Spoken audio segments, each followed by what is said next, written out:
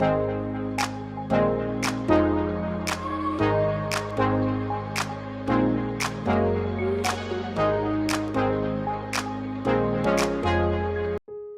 morning. Thank you for coming back to our program. Today we have the pleasure of having Anouchka Pirochon on the air. Anouchka was born in 1990 of a French father and a Beninese mother. 3 years ago she came to Bali and decided to make her home. She would talk to us about her triumphs, difficulty that she has when she came here. Good morning. We are very happy today to receive Anouchka, our first guest. Bonjour. Nous sommes très heureux de recevoir aujourd'hui Anouchka sur notre émission Talk with Lily. Bonjour Anouchka. Parlez-nous de vous, de votre passé, de votre vie avant de venir vous installer à Bali.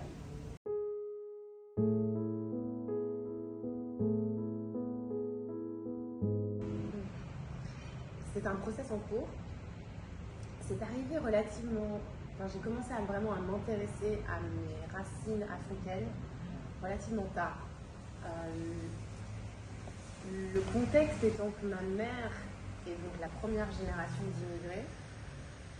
Et donc ma mère m'a toujours aimé ses parents et m'en parlait avec émotion, mais pas énormément. C'est-à-dire que ce qui fait une culture, c'est la manière de vivre, c'est le quotidien, et tous ces éléments-là n'ont pas du tout fait partie de mon paysage en tant qu'enfant. Et donc ça, c'est sur la dimension, je dirais, culturelle, la manière d'élever un enfant. Moi, j'ai été élevée comme une prof. Oui, c'est-à-dire que, alors, je n'ai pas été élevée à l'africaine. Ça, c'est indéniable. Mais néanmoins, j'ai assez rapidement, si vous voulez, associé l'identité à quelque chose qui dépasse, à quelque chose qui dépasse la couleur de peau, à quelque chose qui dépasse les us et coutumes du quotidien, mais à quelque chose qui est plus profond, je dirais, qui est d'ordre presque énergétique.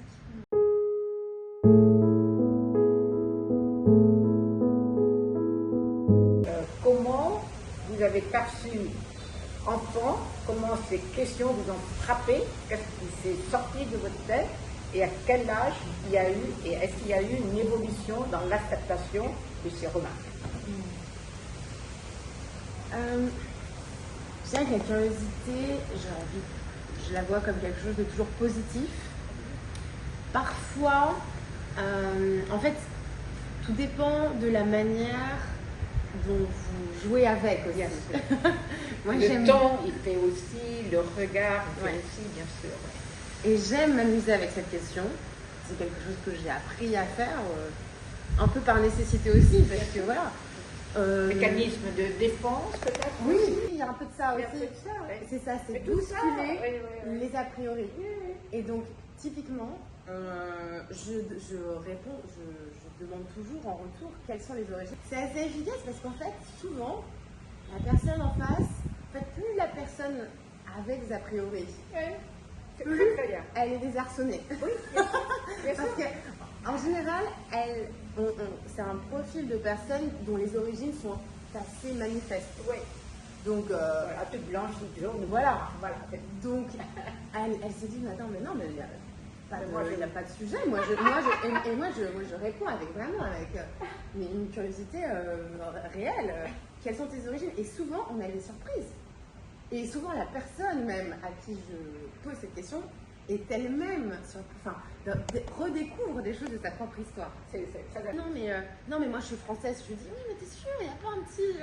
Et souvent, elle dit, ah oui, maintenant que tu le dis, c'est vrai que ma grand-mère...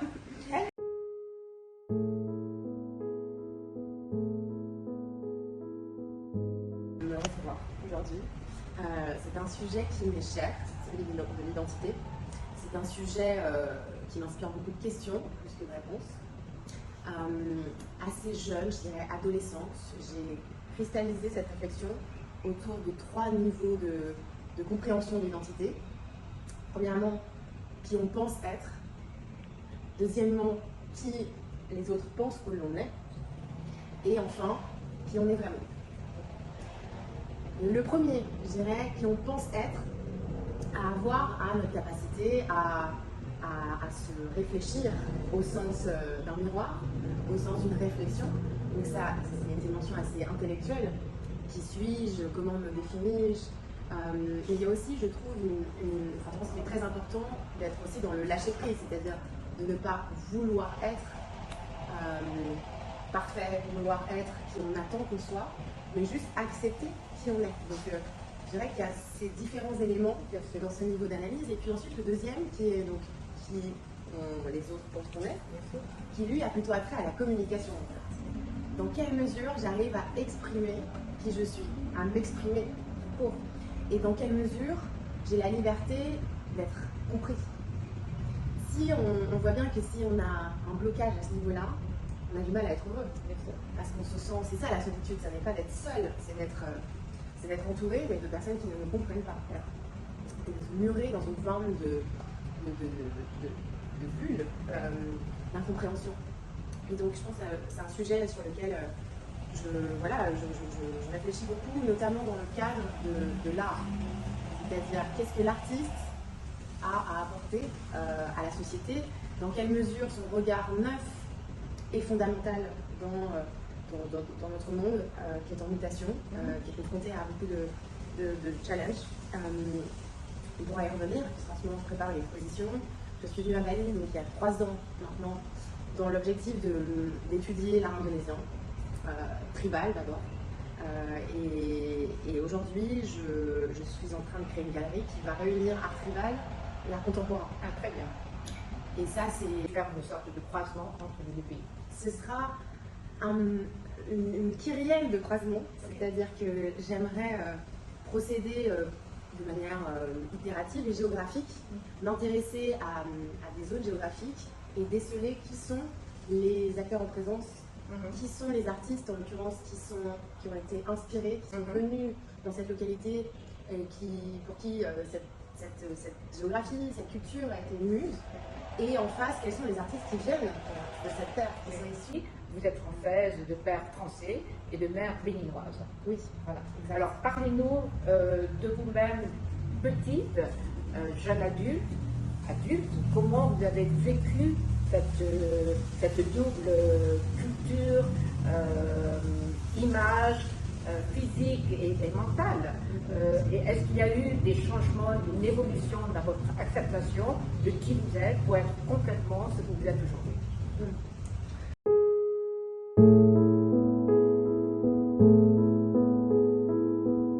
Partagez avec nous les défis que vous avez dû affronter quand vous avez voulu créer une galerie d'art à Bali.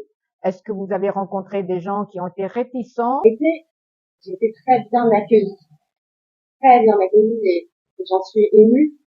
C'est-à-dire que j'ai vu dans les yeux de mes interlocuteurs en j'ai vu un sentiment de fierté et je pense que la préservation du patrimoine est un besoin absolu.